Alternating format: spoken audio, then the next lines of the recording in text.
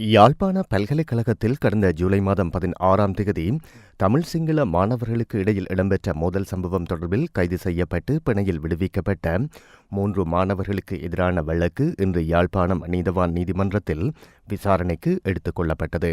யாழ் பல்கலைக்கழக தமிழ் மாணவர்கள் சார்பாக சட்டத்தரணி M.A. சுமந்திரன் முன்னிலையாகாத காரணத்தால் வழக்கினை எதிர்வரும் செப்டம்பர் மாதம் 22ஆம் தேதிக்கு யாழ் நீதவான் நீதிமன்ற பதில் நீதிபதி S. சதீஸ்வரன் ஒத்திவைத்துள்ளார்.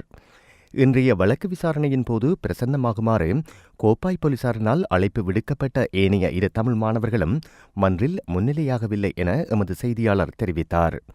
யாழ்ப்பாண பல்கலைக்கழகத்தின் விஞ்ஞான பீடத்தில் 1ஆம் ஆண்டு மாணவர்களை வரவேற்கும் நிகழ்வின் போது கண்டிய நடனத்தை புகுத்தியமை தொடர்பில் ஏற்பட்ட மோதலில் சிங்கள மாணவர்களை தாக்கினார்கள் என குறித்த 3 தமிழ் மாணவர்கள் மீது குற்றம் சாட்டப்பட்டிருந்தது. தமிழ் மாணவர்களின் கடும் எதிர்ப்பையும் மீறி சிங்கள மாணவர்கள் கண்டிய நடனக் கலைஞர்களை அழைத்திருந்த காரணத்தால் ஏற்பட்ட வாய்த்தர்க்கம் இறுதியில் கைகலப்பாக மாறியிருந்தமை குறிப்பிடத்தக்கது.